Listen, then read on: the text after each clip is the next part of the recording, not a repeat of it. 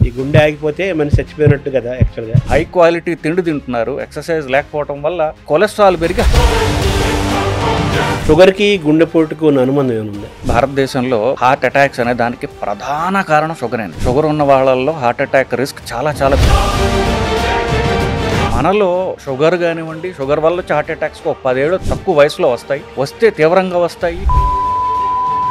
గుండెపోటు అనేది రాకుండా ఉండాలంటే వాట్ ఇస్ ది ప్రివెన్షన్? గుండెపోట్లు రక్తనాళాల్లో ఏదైతే బ్లాక్ చేస్తుందో అన్ని అవయవాల్ని కూడా అదే బ్లాక్ చేస్తుంది. కాళ్ళ రక్తనాళాలు బ్లాక్ అవడానికి ఇదే కారణం. అన్ని రక్తనాళాలు బ్లాక్ అవడానికి ఒకటే సింగులర్ పదార్థం పేరు.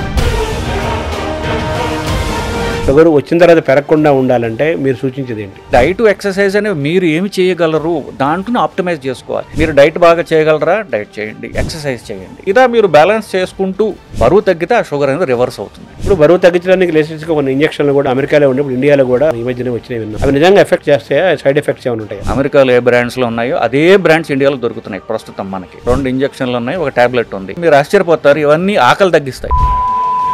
ఇప్పుడు కరోనాను మళ్ళీ పెరుగుతున్న నేపథ్యంలో మన గుండె ఆరోగ్యాన్ని దృష్టిలో పెట్టుకొని మనం ఎటువంటి జాగ్రత్తలు తీసుకోవాలి? మొదట ఈసారి వచ్చేటటువంటి కరోనా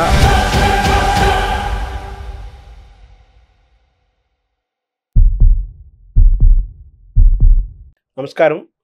మనతో పాటు డాక్టర్ మువ్వా శ్రీనివాస్ గారు ఉన్నారు. వారు ప్రఖ్యాత ప్రముఖ కార్డియాలజిస్టు. అయితే గుండెకు సంబంధించిన ఆరోగ్య జాగ్రత్తలు చెప్పడమే కాకుండా, అవగాహన కల్పించడమే కాకుండా అనేక వ్యాధుల పట్ల కూడా ప్రజల్లో అవగాహన కలిగిస్తూ నిత్యము ప్రజల్లో ఓ చైతన్యాన్ని తీసుకొచ్చి ఆరోగ్యంగా ఉండటానికి, ఆరోగ్యం అంటే మానసిక ఆరోగ్యము, శారీరక ఆరోగ్యం పెంచడం కోసం వారంతా కృషి చేస్తున్నారు. ఈరోజు మన డాక్టర్ గారిని అడిగి ముందు గుండెకు సంబంధించిన ఆరోగ్యాన్ని గురించి తెలుసుకునే ప్రయత్నం చేద్దాం. నమస్కారం డాక్టర్ గారు. నమస్కారం శర్మ గారు.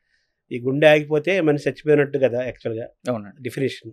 గుండె పోటు అనేది చిన్నవాళ్ళకే వస్తుంది, యువకులకు కూడా వస్తుంది. దానికి ఏంటి కారణము? ఈ టెండెన్సీని ఎలా చూడాలి? దీని నుంచి మనం ఎలా ప్రివెన్షన్ ఏమైనా ఉందా? గుండె హార్ట్ అటాక్స్ అనేవి తక్కువ వయసులో రావడం అనేది పూర్తిగా నిజం కాదండి. అది అంటే అంతకుముందు వచ్చేవి, ఇప్పుడు కాస్త ఎక్కువగా తెలుస్తుంది జనాలకి. ఫోన్లోనే వీడియోలు రావడం వల్ల రికార్డ్ ఎక్కువ అవుతుంది. బేసికలీ నిజం చెప్పాలంటే అంతకుముందు కంటే ఇప్పుడు ప్రధానంగా స్మోకింగ్ అనేది చాలా తగ్గిపోయింది. కొంత పైన తరం వాళ్ళు స్మోకింగ్ ఎక్కువ చేసేవాళ్ళు. ఇప్పుడు దానివల్ల గవర్నమెంట్ చెప్పడం వల్ల కానివ్వండి, స్మోకింగ్ చాలా వరకు తగ్గిపోయింది. పెరిగిందల్లా షుగర్ పెరిగింది. ఎందువల్ల? కోర్స్ అంటే అంతకుముందు కూడా తక్కువే అనుకొని, ఇప్పుడు ఎక్సర్సైజ్ అనేది పూర్తిగా పోయింది. తిండిలో క్వాలిటీ పెరిగింది. సో హై క్వాలిటీ తిండి తింటున్నారు, ఎక్సర్సైజ్ లేకపోవడం వల్ల కొలెస్ట్రాల్ పెరిగి హార్ట్ అటాక్స్ పెరుగుతున్నాయి. కానీ ఇది పాపులేషన్ పెరిగితే హార్ట్ అటాక్స్ పెరగడం తప్ప తక్కువ వయసులో వాళ్ళకి సడన్గా హార్ట్ అటాక్స్ పెరిగిపోయి అనడం పూర్తిగా కరెక్ట్ కాదు. షుగర్కి గుండెపోటుకు ఉన్న అనుబంధం ఏముంది? భారతదేశంలో హార్ట్ అటాక్స్ అనే దానికి ప్రధాన కారణం షుగరేనండి. షుగర్ ఉన్న వాళ్ళల్లో హార్ట్ అటాక్ రిస్క్ చాలా పెరుగుతుంది. అంతేకాకుండా మనం పాశ్చాత్య దేశాల్లో చూసుకుంటే మనలో షుగర్ కానివ్వండి, షుగర్ వల్ల వచ్చే హార్ట్ అటాక్స్ 10 ఏళ్ళు తక్కువ వయసులో వస్తాయి, వస్తే తీవ్రంగా వస్తాయి. ఆ బ్లాక్స్ కూడా ఎక్కువగా పడుతుంది రక్తనాళాల్లో. సో మిగతా ప్రపంచంలో హార్ట్ అటాక్ క్యాపిటల్ అంటూ ఉందంటే అది ఇండియా. ఇండియాలో కూడా సౌత్ ఇండియా. ఎందుకంటే మనం షుగర్ ఎక్కువ ఉంది. షుగర్ ఎక్కువ ఉందంటే మన ఆచార వ్యవహారాల వల్ల బేసికలీ. సో షుగర్ పెరగడానికి హార్ట్ అటాక్స్ పెరుగుతున్నాయి. షుగర్ పెరగడానికి ఆచార వ్యవహారాలే కారణం ప్రధానంగా. అంటే ఆచార వ్యవహారాలు అంటే మన ఆహారం పాత్ర కూడా ఉందంటారా? ఇంకా ఏమైనా ఉంది? ఆహారం ప్రధాన పాత్ర అండి. ఎస్పెషల్లీ మన ఆంధ్రదేశం, తమిళనాడు కూడా తీసుకోవచ్చు. 3 పూట్ల రైస్ తినే కల్చర్ మనది. మన తిండిని ప్రోగ్రామ్ చేస్తుంది. మన తిండిలో రైస్ ఎక్కువగా ఉంటుంది. రైస్ ఎక్కువ, క్యాలరీస్ ఎక్కువగా ఉంటున్నాయి. దాన్ని ఖర్చు పెట్టడానికి ఎక్సర్సైజ్ మనం చేయడం లేదు. సో బరువు పెరగడం, షుగర్ పెరగడం ఇవన్నీ జరుగుతున్నాయి. సో ప్రధానంగా క్యాలరీస్ ఎక్కువ ఉన్న తిండి తినడం వల్ల షుగర్ వచ్చి, షుగర్ నుంచి కొలెస్ట్రాల్ వచ్చి, కొలెస్ట్రాల్ నుండి బ్లాక్ వచ్చి హార్ట్ అటాక్లు వస్తున్నాయి.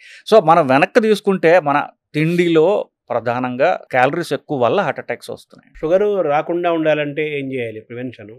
షుగర్ పెరగకుండా ఉండాలంటే ఏం చేయాలి వచ్చిన తర్వాత? షుగర్ ఇప్పుడు మనం దాన్ని వెనక్కి స్టెప్ బై స్టెప్ తీసుకొచ్చాం. చివరికి మన తిండిలో ఎక్కువగా ఉన్న క్యాలరీస్ అని అనుకుంటున్నామండి. సో మన తిండిలో క్యాలరీస్ అనేవి కార్బోహైడ్రేట్స్ అంటారు. వాటిల్లోంచి ప్రధానంగా క్యాలరీస్ వస్తాయి. మనం తినే తిండిలో క్యాలరీస్, కార్బోహైడ్రేట్స్ ఎక్కువ ఉన్న తిండిలు ఏంటంటే రైస్ ఒకటి, 2 చక్కెర అంటే చక్కెర, బెల్లము, స్వీట్స్ అన్ని దానిలోకి వస్తాయి. రైస్, చక్కెర, మూడోది దుంపలు, నాలుగోది పళ్ళు. సో ఈ నాలుగిట్లో ఉండేటటువంటి క్యాలరీస్ ఎక్కువగా తినడం వల్ల 30 తర్వాత శరీరం పెరగడం ఆగిపోతుంది. సో దానికి తిండి అక్కర్లా, కానీ మన తిండి కంటిన్యూ అవుతుంటుంది అట్లాగే అదే మోతాదులో. సో ఎక్కువ క్యాలరీస్ ఏమవుతుంది, ఫ్యాట్ కింద కన్వర్ట్ అయిపోయి అది కొలెస్ట్రాల్ అని పెరుగుతుంటుంది. సో మీరు అడిగిన క్వశ్చన్కి స్పెసిఫిక్గా చెప్పాలి అంటే మనం తినే తిండిలో రైస్ మిగతావి ఎక్కువ తినరు కాబట్టి, పళ్ళు కానీ చాలా మంది రోజు తినకపోవచ్చు, షుగర్ ఏదో కొంచెం తినొచ్చు, దుంపలు అప్పుడు పెద్దవాళ్ళు ఎక్కువ అప్పుడు తక్కువ తింటారు. సో రైస్ ప్రధానంగా తగ్గించుకుంటే తిండిలో క్యాలరీస్ తగ్గుతాయి. తిండిలో క్యాలరీస్ తగ్గితే షుగర్ తగ్గుతుంది. సో మన జెనెటిక్స్, మన డిఎన్ఏ, మన ఆహారపు అలవాట్లు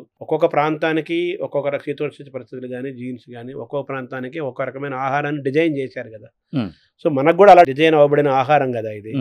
దీన్ని మనం ఇప్పుడు తప్పుగా మనం చూడాలా, ఎలా చెప్పాలి? కరెక్టే. ఇప్పుడు మీరు సాహిత్యాభిమానులు, శ్రీనాథుడు చాటువులు చెప్పాడండి. చిన్న చిన్న రాళ్ళు, చిల్లర దేవుళ్ళు, నాగులేటి నీళ్లు, నాపరాళ్ళు, సజ్జ జొన్న కూళ్ళు, సర్పంబులను తేళ్లు, పలనాటి సీమ పల్లెటూళ్ళు. ఆయన చెప్పింది ఏమిటి, నా పల్నాడులో ఆ రోజులు తినేది సజ్జ జొన్న. సో అది శ్రీనాథుడు 400 ఏళ్ల క్రితం వాడే కదా.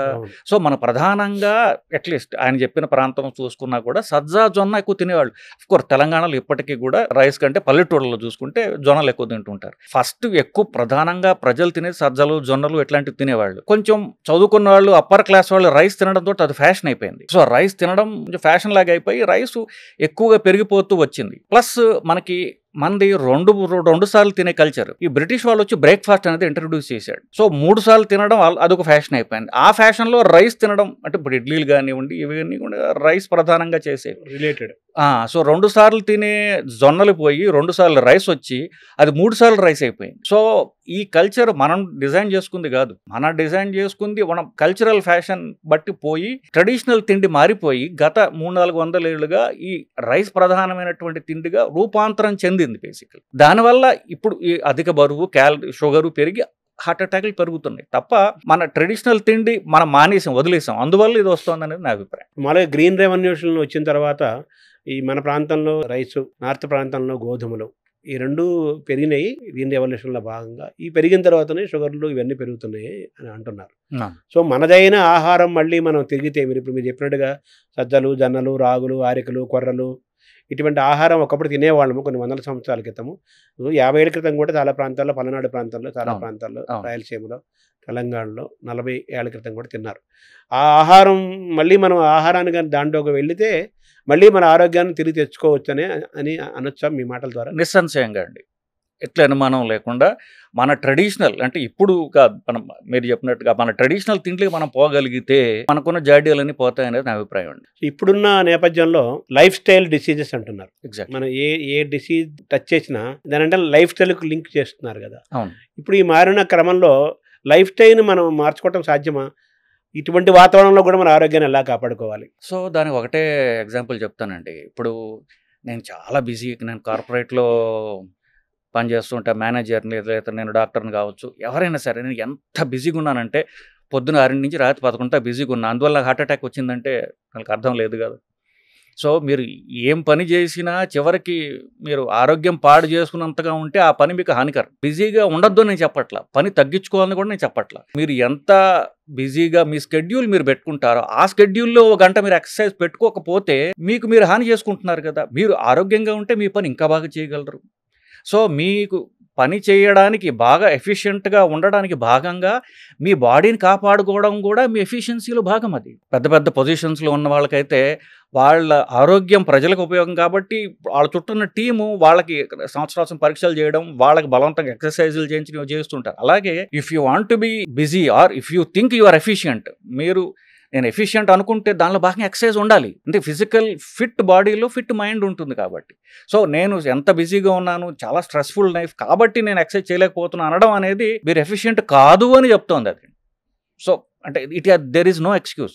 మీరు పొద్దున బిజీగా ఉంటే మధ్యాహ్నం చేయండి, లంచ్ టైంలో చేయండి, లంచ్ టైంలో బిజీగా ఉంటే ఎక్సర్సైజ్ సాయంత్రం చేయండి. ఏదో ఒక టైంలో మీరు ఎక్సర్సైజ్ చేసి తీరాలి, లేదంటే మీరు అనారోగ్యం పాలవుతారనే తథ్యం అండి.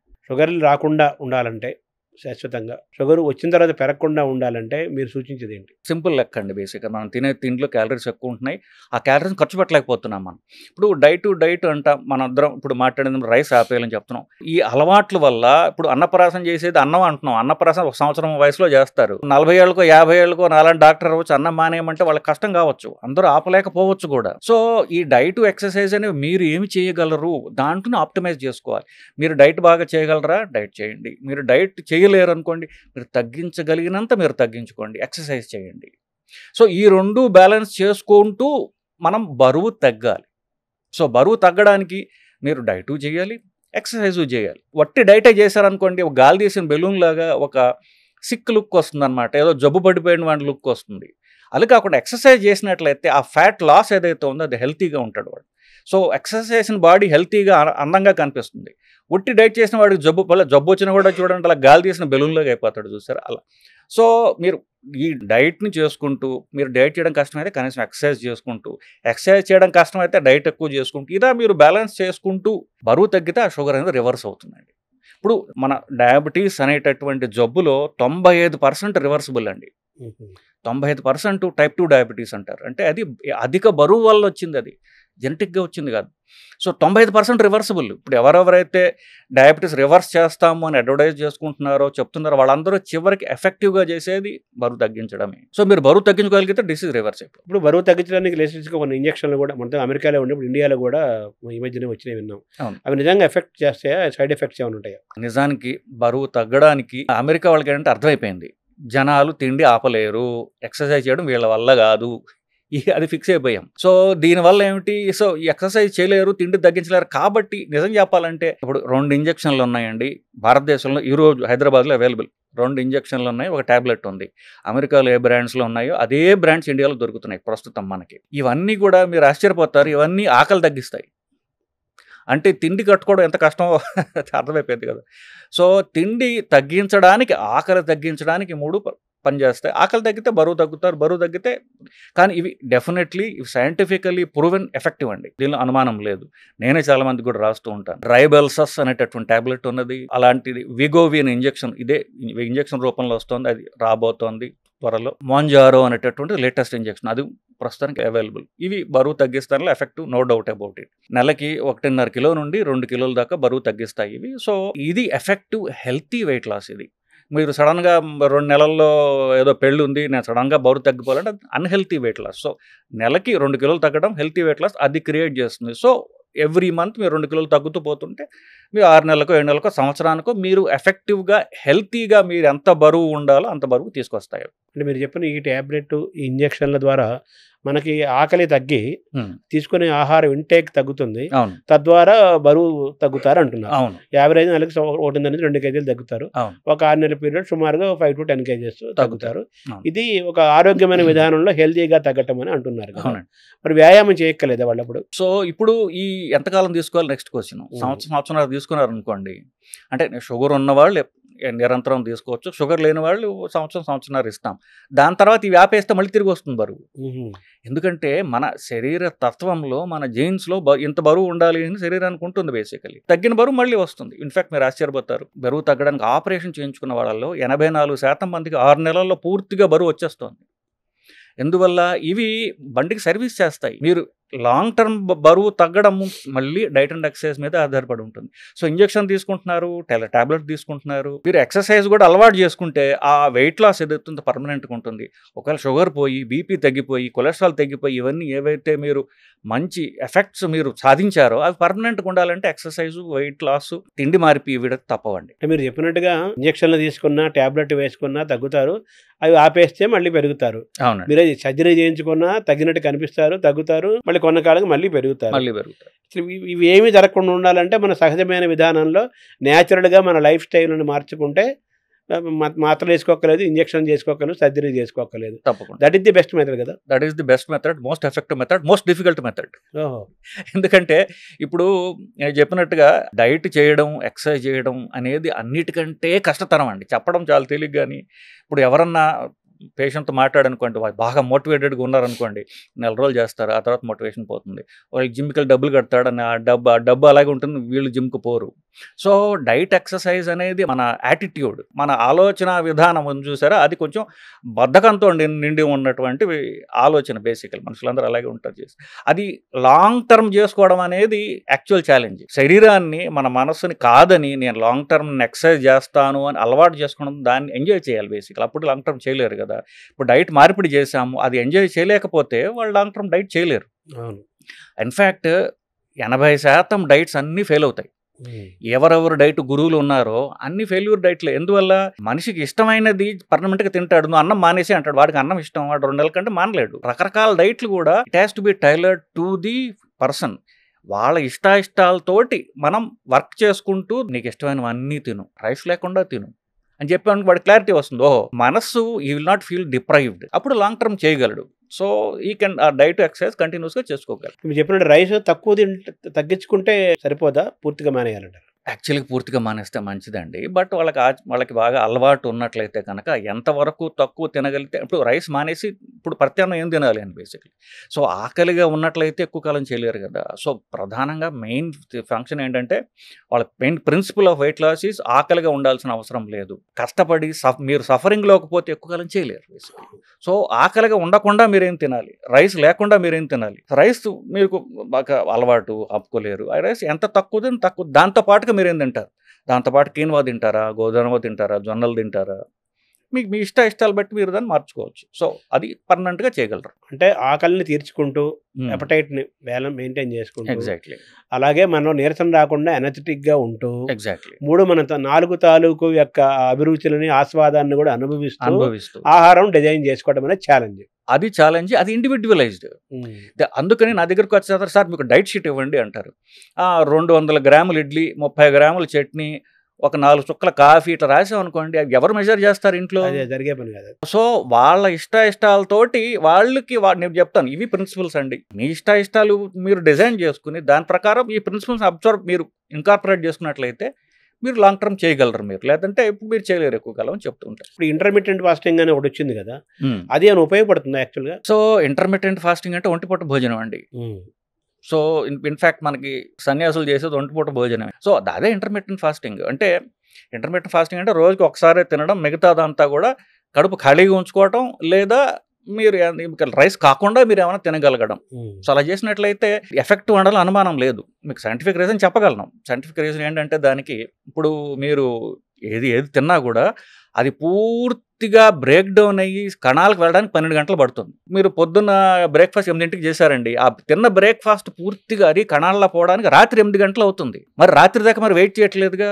10ంటికి ఒక కాఫీ, టీయో, మధ్యాహ్నం మళ్ళీ పూర్తి భోజనము, రాత్రి మళ్ళీ పూర్తి, అంటే ఇది పూర్తిగా సెల్స్లోకి వెళ్ళలేదు. 2 లోడ్లు ఆల్రెడీ పడిపోయాయి. సో మనం టైం ఇవ్వట్లా. సో 12 గంటలు గ్యాప్ ఇచ్చారనుకోండి, అప్పటికి తినదంతా శరీరంలోకి వెళ్ళిపోతుంది. అప్పుడు నెక్స్ట్ తీసుకోవచ్చు. ఈ 12 గంటల కంటే ఎక్కువ మీరు గ్యాప్ ఇచ్చారనుకోండి, అప్పుడు శరీరంలో, రక్తంలో క్యాలరీస్ లేవు. అదేం చేస్తుంది, ఉన్న ఫ్యాట్ కరిగించుకుంటుంది. అప్పుడు బరువు తగ్గుతారు మీరు. సో ఇది సైంటిఫిక్ ప్రిన్సిపల్ బేసిక్లీ ఇంటర్మీడియట్ ఫాస్టింగ్కి. సో 12 గంటలు మీరు పొట్ట ఖాళీగా ఉంచగలిగితే, రాత్రి 8ంటికి తిన్నారు మీరు, 12 గంటలు పొద్దున్న 8 దాకా ఏం తినరు, బ్రేక్ఫాస్ట్ డ్రాప్ చేశారనుకోండి, అప్పుడు మీ ఫ్యాట్ కరగడం స్టార్ట్ అవుతుంది. సో బ్రేక్ఫాస్ట్ ఆపేయడమే ఇంటర్మిటెంట్ ఫాస్టింగ్. అయితే ఇప్పుడు ఆహారం తీసుకోకపోతే గ్యాస్ ఫామ్ అవుతుంది అంటారు కొంతమంది, దాన్ని ఎలా చూడాలి? సో ఇప్పుడు నేను బ్రేక్ఫాస్ట్ ఆపేసేయండి, ఇది ఇంటర్మీడియట్ ఫాస్టింగ్. ఇంటర్మీడియట్ ఫాస్టింగ్ అనేది సైంటిఫిక్ టర్మ్, చాలా మందికి మాట. సో బ్రేక్ఫాస్ట్ ఆపేయడం ప్రాక్టికల్లీ. ఇప్పుడు ఇది ఒక చిన్నప్పటి నుంచి ఒక 40-50 ఏళ్ళు ఎంత వాళ్ళ వయసు బట్టి అది అలవాటైనటువంటిది. పొట్టకి పొద్దున్న 8ంటికి లోడ్ పట్టడం అనేది దానికి అలవాటు అయిపోయింది. సో అది వేయలేదనుకోండి, అది గోల పెడుతుంది. అవసరం కొద్ది కాదు, అలవాటు బట్టి. సో అలవాట్లు మనకు హానికరం అయినప్పుడు అలవాట్లు మార్చుకోవాలి కదా. సో అది కొంతకాలం, నెలలో 2 నెలల్లో మీ అలవాట్లు బట్టి అది కొంచెం మొరాయిస్తుంది, కానీ దానికి మంచిది కాబట్టి మనం చేసి తీరాలి. సో గ్యాస్ పట్టడం, ఉబ్బరంగా ఉండడం, ఇట్లాంటివన్నీ కూడా మెల్లగా సర్దుకుంటాయి. బేసిక్గా మన శరీరానికి మనం ఏది అలవాటు చేస్తే మెల్లగా దానికి అలవాటే ఒక సులక్షణం ఉంది. సరే, చెడు చెప్పారు మీరు, మంచి కూడా ఉంది కదా. మన శరీరానికి మనం ఏది అలవాటు చేస్తే అది ఆటోమేటిక్గా అలవాటు అయిపోతుంది. అది కాబట్టి ఆ ప్రాక్టీస్లో మనం నార్మల్సీకి వచ్చేస్తాం విత్ నో టైం. అవును. That's positive sign. సో ఇప్పుడు షుగర్ రాకుండా ఉండాలంటే మీరు సూచించే ఆహారం ఏమైనా ఉందా? సో షుగరు రాకుండా ఉండాలంటే మీ బరువు చూసుకుంటూ ఉండండి. మీ బరువు అనేది మీ హైట్ బట్టి ఉంటుందండి. 30 వయసు దాకా జనరలీ కొంతవరకు ఏదో ఒక రూపంలో కాస్త శరీరం గ్రోత్ అంటూ జరుగుతూ ఉంటుంది. దాని తర్వాత గ్రోత్ పూర్తిగా ఆగిపోతుంది. అక్కడి నుంచి బరువు పెరగడం మొదలెడతారు. సో మీ హైట్ మీరు మెజర్ చేసుకొని దాన్ని సెంటీమీటర్స్లోకి మార్చుకుని, ఫర్ ఎగ్జాంపుల్ 5 ఫీట్ ఎవరన్నా హైట్ ఉన్నారనుకోండి, వాళ్ళు 150 సెంటీమీటర్లకి వస్తుంది. సో 150లో 100 తీసేయండి, 50 మిగిలింది. సో 5 ఫీట్ ఉన్నవాళ్ళు 50 కిలోలు ఉండాలి ఐడియల్గా. సో మీ హైట్, ఇది సింపుల్ లెక్క, కాంప్లెక్స్ లెక్కలు ఉన్నాయి, సింపుల్ జనాలు చెప్పడం అర్థం అవ్వడానికి. మీ హైట్ బట్టి మీ వెయిట్ ఉంటుంది. మీ హైట్ని సెంటీమీటర్స్లో చూసుకుని దానిలో 100 తీసేస్తే మిగిలేది మీ ఐడియల్ వెయిట్. ఆ వెయిట్కి దరిదాపుగా అటు ఇటు మీరు మెయింటైన్ చేసుకుంటున్నా కూడా మీరు బరువు పెరగరు. అది మెయింటైన్ చేయగలిగితే షుగర్ రాదు. ఇప్పుడు అది ఏజ్ని బట్టి కూడా మారదా ఆ వెయిట్? అన్ని ఏజ్లకి 100 తగ్గించడమేనా? సో ఏజ్ ఇప్పుడు 30 ఏళ్ల వాడికి రూపంలో 60 ఏళ్ల వాడికి రూపంలో తేడా ఏంటంటే 30 ఏళ్ళ వాడు సన్నగా ఉంటాడు, 60 ఏళ్ళ వాడు లావుగా ఉంటాడు. ఎందువల్లంటే 30 ఏళ్ల తర్వాత మెటబాలిజం స్టార్ట్స్ ఫెయిలింగ్.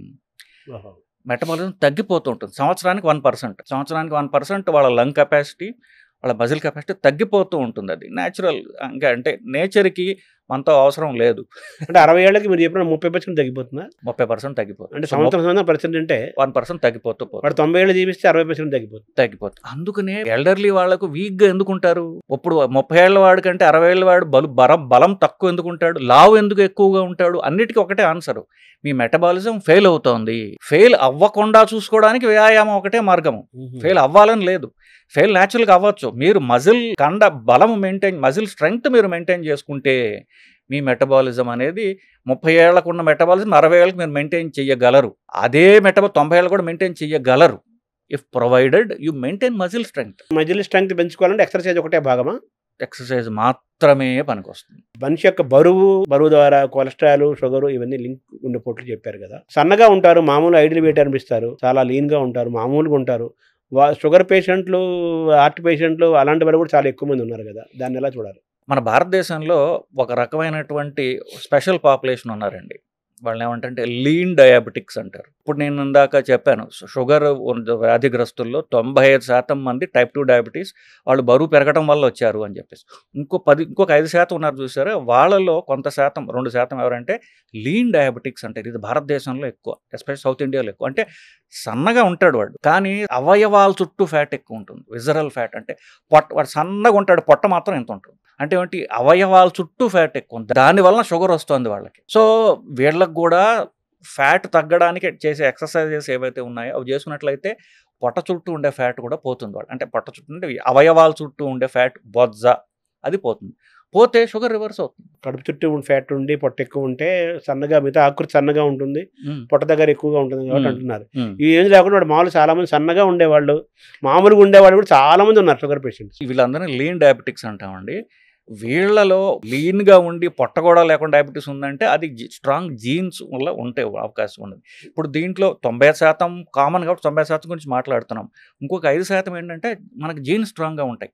ఇప్పుడు 60 ఏళ్ళకి తాతగారికి షుగర్ వచ్చింది, కొడుక్కి 40 ఏళ్ళకి షుగర్ వస్తుంది, మనవడికి 30 ఏళ్ళకే వస్తుంది. తండ్రికి షుగర్ ఉన్నట్లయితే తర్వాత తరం కొడుకులకి, ఎస్పెషల్లీ కొడుకులు అంటే తండ్రికి షుగర్ ఉన్నట్లయితే తర్వాత సంతానానికి 5 రెట్లు షుగర్ వచ్చే రిస్క్ ఎక్కువ ఉంటుంది. సో మీరు చెప్పింది చాలా సబ్ కేటగిరీ. వాళ్ళకి స్ట్రాంగ్ జెనెటిక్ టెండెన్సీ ఉన్నప్పుడు ఇలా వస్తుంది. కొలెస్ట్రాల్ పాత్ర కూడా అంతేనా? షుగర్ ఉంటే షుగర్ నుంచి కొలెస్ట్రాల్ వస్తూ ఉంటుంది. కానీ కొలెస్ట్రాల్ ఇండిపెండెంట్గా రావచ్చు, ఒట్టి కొలెస్ట్రాల్ రావచ్చు. కానీ షుగర్ వల్ల కామన్గా షుగర్ వల్ల కొలెస్ట్రాల్ పెరుగుతూ ఉంటుంది. గుండెపోట్లు అనేది మనం ప్రారంభంలో అనుకున్నాం. గుండెపోటు అనేది రాకుండా ఉండాలంటే మనం ఎటువంటి ఆహారం తీసుకోవాలి? What is the prevention?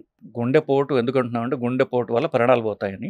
But అది గుండెపోట్లు రక్తనాళాల్లో ఏదైతే బ్లాక్ చేస్తుందో శరీరంలో అన్ని రక్తనాళాలని, అన్ని అవయవాల్ని కూడా అదే బ్లాక్ చేస్తుంది. ఫర్ ఎగ్జాంపుల్ గుండెపోటుకి ఏదైతే కారణమో పక్షవాతానికి అదే కారణం. అలాగే కాళ్ళ రక్తనాళాలు బ్లాక్ అవడానికి ఇదే కారణం. అన్ని రక్తనాళాలు బ్లాక్ అవడానికి ఒకటే సింగులర్ పదార్థం పేరు LDL. మన రిపీట్ ప్రొఫైల్లో అది కనిపిస్తూ ఉంటుంది. ఇది LDL అనే పదార్థం కొలెస్ట్రాల్ అన్నదానికి ఇది ప్రధాన కారణం. దీనివల్ల బ్లాక్ అవుతాయని లిపిడ్ హైపోథసిస్ అని 1978లో కనిపెట్టారండి. ఇది ఒక స్టడీ చేసి కనిపెట్టారు బేసికలీ. సో LDL అనే పదార్థాన్ని పరీక్ష చేసుకుంటూ, ఇన్ఫ్యాక్ట్ అమెరికన్ హార్ట్ అసోసియేషన్ వాళ్ళు ఏమంటారంటే 18 ఏళ్ళు వయసు దాటిన వాళ్ళు ప్రతి సంవత్సరం ఫుల్ పాపులేషన్ ప్రతి సంవత్సరం కొలెస్ట్రాల్ పరీక్ష చేసుకోండి, ఎల్డిఎల్ మానిటర్ చేసుకోండి. దాని బ్యాడ్ కొలెస్ట్రాల్ అంటున్నారు. అది బ్యాడ్ కొలెస్ట్రాల్ అంటున్నాం. అది మీరు ఒక గంట కనిపెడుతూ దాన్ని మీరు 120 కంటే తక్కువ మెయింటైన్ చేసుకుంటూ మీరు ఎక్సర్సైజ్ చేయండి, డైట్ చేయండి, మీరు ఏం కావాలంటే అది చేసుకోండి. అది చేసుకుని 120 కంటే దాటకుండా చూసుకుంటే మీకు హార్ట్ అటాక్ మీకు రాదు. సో బ్యాడ్ కొలెస్ట్రాల్ రాకుండా తగ్గించుకుంటూ పెరగకుండా చూసుకోవటం ముఖ్యమన్నారు. గుడ్ కొలెస్ట్రాల్ పెంచుకోవడం కూడా ఇంపార్టెంట్ కదా. గుడ్ కొలెస్ట్రాల్ పెరిగితే బ్యాడ్ కొలెస్ట్రాల్ అది చాలా వరకు బ్యాలెన్స్ చేస్తుందండి. ఆ గుడ్ కొలెస్ట్రాల్ పెరగటం ఎలా అనేది ప్రధాన అంశం. ఇప్పుడు గుడ్ కొలెస్ట్రాల్ పెరగడానికి ఎక్సర్సైజ్ చాలా ఉపయోగపడుతుంది. అంటే ఎస్పెషల్లీ లాంగ్ డిస్టెన్స్, అంటే ఎక్కువ దూరం నడవడం, ఎక్కువ దూరం సైకిల్ తొక్కడం, ఎండ్యూరెన్స్ స్పోర్ట్స్, వీటి వల్ల ఎల్డిఎల్ పెరుగుతుంది. కొన్ని రకాలైన ఫుడ్స్ తినడం ద్వారా గుడ్ కొలెస్ట్రాల్ పెరుగుతుంది. ఫుడ్స్ అంటే fish related, fish oil related. For example ఎక్కడెక్కడైతే చేప ఎక్కువ తింటున్నారో, ఫర్ ఎగ్జాంపుల్ జపాన్లో ఒకినావా అనేటువంటి ఒక ద్వీపం ఉంది, ఐలాండ్ ఉంది. దాంట్లో 90% మంది 90 ఏళ్ళు దాటిన వాళ్ళే. సో వాళ్ళలో స్టడీ చేశారు ఒకటి, ఎందుకు ఇక్కడ ఎక్కువ కాలం బతుకుతున్నారు అని. వాళ్ళు ఏం చేసి వాళ్ళ పరీక్ష చేయగా ఏం తెలిసింది, వాళ్ళు ఎక్కువ ఫిష్ తింటున్నారు అని చెప్పేసి. ఫిష్ ఆయిల్లోంచి గుడ్ కొలెస్ట్రాల్ పెరిగే సబ్స్టెన్స్ వస్తాయి. కొన్ని స్టడీస్ చేశారు, అన్ప్రూవన్ చాలా చిన్న స్టడీస్ ఏంటంటే వెల్లుల్లిలో కూడా ఎల్డిఎల్, హెచ్డిఎల్ అనేటువంటి గుడ్ కొలెస్ట్రాల్ పెరిగే గుణం ఉన్నది అని చెప్పేసి. సోలోమన్ ఏదో ఒక చేప అంటారు, సోలమన్ చేప. సో ఈ చేపలు అవి ప్రధానంగా తినొచ్చు. ఇప్పుడు వెజిటేరియన్స్ అంటే మేము చేపలలో తింటాం అనుకునే వాళ్ళకి ఫిష్ ఆయిల్ క్యాప్స్యూల్స్ అని దొరుకుతున్నాయి, అవి వాడచ్చు. ఫిష్ ఆయిల్ క్యాప్స్యూల్లో కూడా మాకు అభ్యంతరం ఉన్నది. దాంట్లోంచి తీసినటువంటి ఒమేగా-3 ఫ్యాటీ యాసిడ్ అనేటటువంటి ఫైనల్ పదార్థం ఉన్న క్యాప్సూల్ దొరుకుతాయి. అది మీరు రోజుకు ఒకటి వేసుకుంటే మీకు గుడ్ కొలెస్ట్రాల్ పెరుగుతుంది. సప్లిమెంట్ ఉంది మన దగ్గర, సప్లిమెంట్స్ ఉన్నాయి. తర్వాత నిద్రలో కొంతమంది గుండెపోట్లు వస్తుంటాయి, అలాగే బోర్లో పనుకుంటే ప్రమాదం అంటారు, ఇది కరెక్టేనా? ఇది బోర్లా పడుకోవడం వల్ల ఎట్టి ప్రమాదం లేదు నిజానికి. సో అది నిద్రలో హార్ట్ అటాక్స్ రావడం ఎంతవరకు, నిద్రలో హార్ట్ అటాక్స్ 2 ప్రధాన కారణాలండి. హార్ట్ అటాక్స్ అన్నీ కూడా ఎర్లీ ఇన్ ద మార్నింగ్ వస్తాయి. ఎందుకంటే ఇప్పుడు మనం ఏదైతే అనుకుంటున్నామో మనకంటే శరీరము కొన్ని, ఈ ప్రకృతి అనేటటువంటిది మన చుట్టూ ఉన్న చూసారా, కొన్ని వందల లక్షల ఏళ్లుగా దాన్ని రిఫైన్ చేసుకుంటూ వచ్చింది. సో మన గుండె కొట్టట్లేదు కదా. సో శరీరానికి ఇన్నెట్ ఇంటెలిజెన్స్ ఏం చేస్తుందంటే పొద్దున్న 6ంటికి వీళ్ళు నిద్ర లేపాలి కాబట్టి పొద్దున్న 3-4ంటికి బీపీ పెరగడం స్టార్ట్ అవుతుంది. ఆ బీపీ పెరగడంలో భాగంగా ఒక్కొక్కసారి హార్ట్ అటాక్ రిస్క్ వస్తుంది. ఎందుకు, బీపీ ఆల్రెడీ అధికంగా ఉన్న వాళ్ళకి, ఆల్రెడీ కొలెస్ట్రాల్ ఉన్న వాళ్ళకి ఆ బీపీ పెరగడంతో ఎర్లీ మార్నింగ్ అనేది సడన్గా హార్ట్ అటాక్స్ వస్తుంటాయి. So heart attacks early morning రావడం అనేది, పక్షవాతాలు ఎర్లీ మార్నింగ్ రావడం అనేది ఇది చాలా కామన్. దానికి సైంటిఫిక్గా ఇవి ఉన్నాయి. ఇంకొకటి కొన్ని జెనెటిక్ హార్ట్ జబ్బులు ఉంటాయి, అవి కూడా అర్ధరాత్రి వస్తాయి, ఎర్లీ మార్నింగ్. అవి అర్ధరాత్రి నిద్రలో వచ్చే హార్ట్ అటాక్స్ వచ్చి అవి జెనెటిక్గా వచ్చినటువంటి జబ్బులు అవి. కానీ ప్రధానంగా హార్ట్ అటాక్స్, పక్షవాత ఎర్లీ మార్నింగ్ రావడానికి కారణం early morning rise of BP basically. So already BP ఎక్కువ ఉందనుకోండి, ఇంకా పెరిగి హార్ట్ అటాక్ వస్తుంది. సో బీపీ కనుక మనం కంట్రోల్ చేసుకుంటూ ఉంటే, ఎస్పెషల్లీ నైట్ బీపీ తక్కువ ఉన్నట్లయితే ఎర్లీ మార్నింగ్ హార్ట్ అటాక్స్, పక్షవాతాలు మనం నివారించవచ్చు. అంటే కొలెస్ట్రాల్ కూడా నైట్ టైం ఎక్కువ వర్క్ చేస్తుంటుంది అంటే అది కరెక్ట్ అండి? కొంతవరకు కరెక్ట్ అండి. అది కొలెస్ట్రాల్ అనేది రాత్రిపూట తయారవుతుంది లివర్లో, కాబట్టి కొలెస్ట్రాల్ టాబ్లెట్ రాత్రి ఇస్తారు. సో మామూలుగా ఇచ్చే కొలెస్ట్రాల్ టాబ్లెట్లు అంటే పాత కొలెస్ట్రాల్ టాబ్లెట్లు రాత్రి ఇవ్వమని చెప్పేవాళ్ళం. కొత్తవి అయితే ఎప్పుడు తీసుకున్నా పర్వాలేదు అంటే, ఎందుకంటే రోజంతా పనిచేస్తుంది కాబట్టి. బట్ ఐడియల్లీ ఇప్పటికీ కూడా కొలెస్ట్రాల్ టాబ్లెట్ నైట్ తీసుకోండి అనడానికి కారణం మీరు చెప్పిన పాయింట్. సరే, పొద్దున్న మనం నిద్ర లేచిన వెంటనే తెల్లారుజామున వస్తుంటాయి, సడన్గా కొంతమంది గుండెపోట్లు వస్తాయి. సరే, కొంతమంది గుండెపోటు రాకపోయినా కానీ మనం కొంచెం నివారణ చేసుకోవాలి అంటే పొద్దున్న లేచిన వెంటనే మనం ఇమీడియట్గా ఏం చేయాలి, ఏం చేయకూడదు? ఇప్పుడు గుండెపోటు రావడానికి కారణాలు ఎప్పుడు ఒకటే ఉంటాయండి, షుగరు, బీపీ, కొలెస్ట్రాల్ ఇట్లాంటివి, స్మోకింగ్. వీటిని కంట్రోల్ చేసుకుంటే గుండెపోటు రిస్క్ తగ్గుతుంది బేసికలీ. కానీ మీరు చెప్పిన పాయింట్, మీరు స్పెసిఫిక్ క్వశ్చన్ అడిగారు కాబట్టి, ఇప్పుడు చాలా మంది ఏం చేస్తారంటే వాళ్ళకి ఎర్లీ మార్నింగ్ టాయిలెట్ వస్తుంది, టాయిలెట్ వస్తే అదే నిద్రలో లేచి టాయిలెట్కి వెళ్తారు, అదే సగం నిద్రలోనే మూత్రం కానివ్వండి మల విసర్జన చేస్తూ ఉంటారు బేసికలీ. ఇప్పుడు మూత్ర విసర్జన ఎస్పెషల్లీ చేసినప్పుడు ఫుల్ బ్లాడర్ ఉంటుంది నైట్, అది సడన్గా ప్రెషర్ తగ్గడం వల్ల బీపీ తగ్గుతుంది. సో బీపీ తగ్గి కళ్ళుతీరి పడిపోతుంటారు, కళ్ళుతీరి పడిపోయి కాంప్లికేషన్లు వస్తూ ఉంటాయి. బాత్రూంలో పడిపోయాడు, లో బీపీ రావడం వల్ల. సో చిన్న చిట్టగా ఏంటంటే, ఏ వయసు వాళ్ళైనా సరే మీరు మంచం నుంచి లేచినప్పుడు వెంటనే ఫస్ట్ నుంచోకుండా ఒక్క అర నిమిషమో మంచం మీద కూర్చోండి, మీరు బ్యాలెన్స్గా ఉన్నారా ఏమిటో చూసుకోండి, చూసుకుని నుంచుని మళ్ళీ చూడండి. సో నేను am I fit to walk first, మీరు అంతా బాగుంది అనుకున్నప్పుడే మీరు బాత్రూమ్కి వెళ్ళండి. నేను పెద్దవాళ్ళ గురించి మాట్లాడట్లా, నా మిత్రుడు ఒక కార్డియాలజిస్ట్, అతను 40 ఉంటాయేమో, సో అతను ఇలాగే సడన్ పొద్దున 5ంటికి టాయిలెట్కి వెళ్ళాడు, కళ్ళు తిరిగి పడిపోయి బుర్ర దెబ్బ తగిలి కుట్లు వేసుకోవాల్సిన పరిస్థితి వచ్చింది. So simple method. సో మీరు లేచినప్పుడు ఒక్క క్షణం కూర్చోండి, అంతా బాగుందంటే నుంచుని ఒక క్షణం ఆగండి, అప్పుడు నడవండి. టాయిలెట్కి వెళ్ళేటప్పుడు కూర్చుని వెళ్ళడం సేఫ్. ఇప్పుడు ఆల్రెడీ బీపీ తక్కువ ఉంటుంది, రాత్రి యూరినేషన్ ఇంకా తగ్గిపోయింది అనుకోండి, కళ్ళు తిరిగి పడతారు. సో కూర్చుని ఉంటే యువర్ సేఫర్. ఇప్పుడు కరోనాను మళ్ళీ పెరుగుతున్న నేపథ్యంలో మన గుండె ఆరోగ్యాన్ని దృష్టిలో పెట్టుకొని మనం ఎటువంటి జాగ్రత్తలు తీసుకోవాలి? మొదట ఈసారి వచ్చేటటువంటి కరోనా అంత ప్రమాదకరమైన ప్రాణాంతకమైన కరోనా కాదు. బట్ స్టిల్ మనకి రాకుండా ఉండాలంటే మాస్క్ వేసుకోండి. ఇన్ఫాక్ట్ గవర్నమెంట్ రెగ్యులేషన్ మాస్క్ కూడా అక్కర్లేదు అంటున్నాయి. కానీ ఎవరైతే దగ్గుతున్నారో తుమ్ముతున్నారో వాళ్ళకి కాస్త దూరంగా ఉండండి. మీకు జ్వరం వచ్చినట్లయితే మిమ్మల్ని మీరు మిగతా వాళ్ళ దూరంగా ఉంచుకోండి. ఎస్పెషల్లీ పెద్దవాళ్ళు ఇంట్లో ఉండొచ్చు, పేషెంట్స్ ఇంట్లో ఉండొచ్చు. ఆ 2 రోజులు కాస్త మాస్క్ అయినా వేసుకోండి. ఈ మాత్రం చేస్తే మీకు కరోనా రాకుండా మీరు కాపాడుకోగలరు. ఫస్ట్ డేంజరస్ వైరస్ కాదు కాబట్టి మనకి రాకుండా చూసుకోవడానికి, మన నుంచి ఇంకొకరికి పోకుండా ఉండడానికి మాస్క్ ఒకటే సరండి. ఇప్పుడు షుగర్ పేషెంట్లు, బీపీ పేషెంట్లు ఇలాంటి వాళ్ళు ఇంకొంచెం కేర్ఫుల్గా ఉండాలి కదా. షుగర్ బీపీ వల్ల మిగతా ప్రాబ్లమ్స్, గుండె, కిడ్నీ, బ్రెయిన్ ఇట్లాంటి ప్రాబ్లమ్స్ వచ్చిన వాళ్ళు మాత్రం, ఎందుకంటే వాళ్ళు జాగ్రత్తగా ఉండాలి. షుగర్ ఇట్ సెల్ఫ్ మీరు చెప్పినట్టుగా కొంతవరకు మన రోగ నిరోధక శక్తిని తగ్గిస్తుంది, ఎస్పెషల్లీ అన్కంట్రోల్డ్ షుగర్. సో వీళ్ళు తుమ్ములు దగ్గులు వాళ్ళకి దూరంగా ఉండండి. సో ఎస్పెషల్లీ మీరు క్లోజ్డ్ స్పేసెస్, ఒక లిఫ్టో, ఒక కారో, ఒక బస్సో, ట్రైనో ఉన్నప్పుడు అంతా అది ఒక ఏసీ పెట్టిలాగా ఉంటుంది. అది ఆ పెట్టిలో తుమ్ములు దగ్గులు నడుస్తూ ఉంటాయి. మన వాళ్ళకి మనం నోటికి అడ్డం పెట్టుకోవాలన్న అంగిత జ్ఞానం ఉండదు, అందరూ మొహల మీద దగ్గుతుంటారు. వాళ్ళని ఆపలేము, మనకి మనం ప్రొటెక్ట్ చేసుకోవాలి. సో ఈ రోగ నిరోధక తక్కువ ఎవరైతే ఉంది అనుకుంటున్నారో, రిస్క్ ఫ్యాక్టర్స్ ఉన్నవాళ్ళు మీరు మాస్క్ వేసుకోవడం ద్వారా మిమ్మల్ని మీరు కాపాడుకోగలరు. థ్యాంక్ యూ డాక్టర్ గారు. చాలా క్లుప్తంగా, చాలా సరళంగా అందరికి అర్థమయ్యేటట్టు చాలా విషయాలు చెప్పారు. ఇంకొక సందర్భంలో వేరే టాపిక్స్ మాట్లాడదాం. చాలా థ్యాంక్ యూ డాక్టర్ గారు. నమస్కారం.